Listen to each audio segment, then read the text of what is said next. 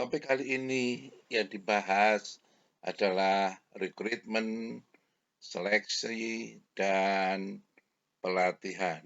Disampaikan oleh Mas Roni dan Bambang Sugiono, Agus Purwono, Politeknik Negeri Malang. Disadur dari buku Manajemen Pemeliharaan dikarang oleh Bambang Sugiono, Agus Purwono. Pada tingkat perusahaan, maka perlu diperhatikan tentang kualifikasi sumber daya manusia, tingkat kemampuan sumber daya manusia, serta profesi yang dimiliki oleh para calon karyawan maupun karyawannya. Selain juga perlu memperhatikan peningkatan di bidang teknologi. Salah satu unsur yang sangat dominan di dalam kelancaran proses produksi ataupun administrasi adalah sumber daya manusia. Sehingga program perencanaan tentang kebutuhan sumber daya manusia atau manpower planning program merupakan suatu keharusan bagi perusahaan yang menginginkan untuk berkembang. Pokok bahasan pada topik ini adalah tentang rekrutmen, seleksi, pelatihan, proses penataan staf dalam organisasi, proses seleksi standar, dan metode pelatihan dan teknik yang digunakan. Proses penataan staf dalam organisasi dimulai dengan rekrutmen, kemudian dilakukan seleksi, kemudian dilakukan penempatan atau placement. Rekrutmen merupakan suatu keputusan tentang di mana dan bagaimana caranya mencari calon-calon tenaga kerja. Seleksi adalah proses pengambilan keputusan harus menilai sejauh mana calon-calon tenaga kerja sesuai dengan kebutuhan organisasi. Yang berikutnya tabel 2 adalah proses penataan staf diawali dengan HRP, Human Resources Planning Program, atau perencanaan sumber daya manusia, kemudian pengadaan atau rekrutmen, dilanjutkan dengan seleksi, dilakukan setelah seleksi adalah induksi dan orientasi bagi karyawan, kemudian dilanjutkan pelatihan dan pengembangan, dan penilaian prestasi. Ada beberapa pilihan, dilanjutkan dengan transfer, promosi atau demosi atau lateral, atau kembali dengan lakukan pelatihan dan pengembangan. Atau alternatif setelah penilaian prestasi bisa dilakukan perpisahan. Atau yang berikutnya dari transfer, setelah penilaian prestasi, transfer, baik promosi, demosi, maupun lateral, ada kemungkinan juga melakukan perpisahan atau PHK, pemutusan hubungan kerja. Training meningkatkan keterampilan kerja sesuai dengan job requirement.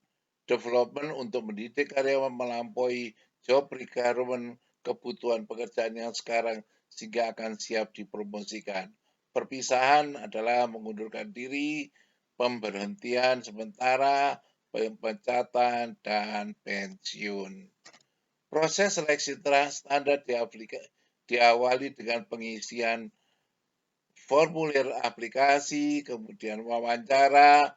Wawancara ada dua pilihan, lakukan keputusan lanjut atau selesai.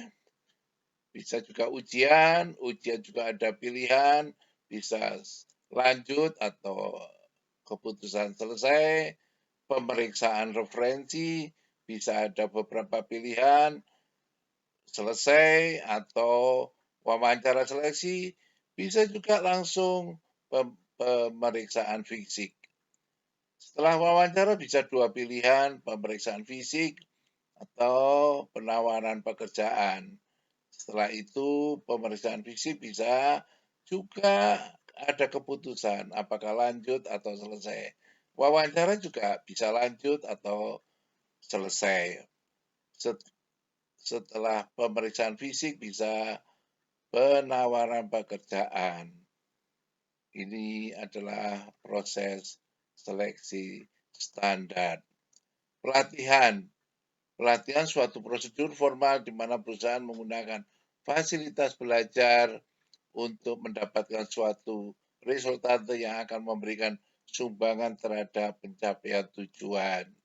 Prosedur pelatihan adalah penilaian prestasi, analisis kebutuhan pekerjaan, analisis organisasi, dan survei terhadap personil atau karyawan. Penilaian prestasi, setiap pekerja dinilai berdasarkan standar atau sasaran prestasi yang disusun untuk tugasnya. Analysis of job requirement ada dua, yaitu pengetahuan atau keterampilan yang dirinci pada uraian jabatan. Diteliti. Kedua, karyawan yang tidak mempunyai pengetahuan atau keterampilan yang dibutuhkan adalah calon peserta program pelatihan. Analisis organisasi, efektivitas organisasi dan keberhasilannya di dalam pencapaian tujuan dianalisis untuk melihat di mana perbedaannya. Misal turnover yang tinggi, catatan prestasi yang rendah. Survei personil.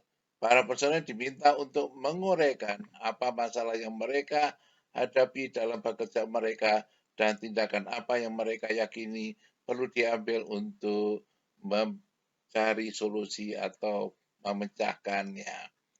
Metode atau teknik daripada pelatihan ada dua, yaitu di tempat kerja atau di luar kerja.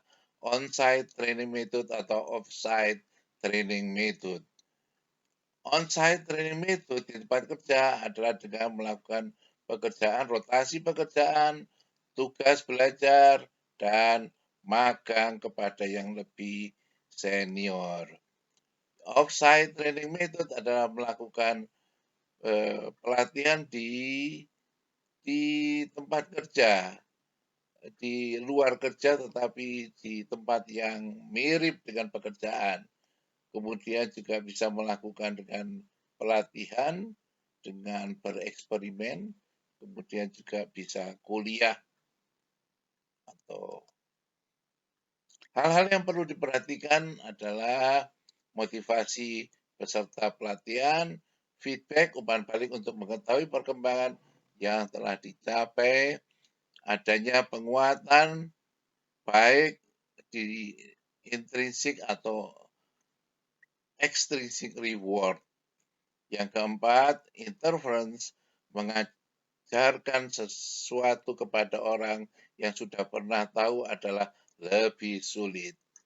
Ringkasan adalah kita telah membahas rekrutmen, seleksi, dan pelatihan. Ada soal-soal latihan yang bisa dikerjakan. Kemudian ada daftar pustaka yang bisa digunakan. Biodata, Bambang Sugiono Agus Prono, dosen Politeknik Negeri Malang, juga Mas Roni, dosen Politeknik Negeri Malang. Terima kasih atas perhatiannya.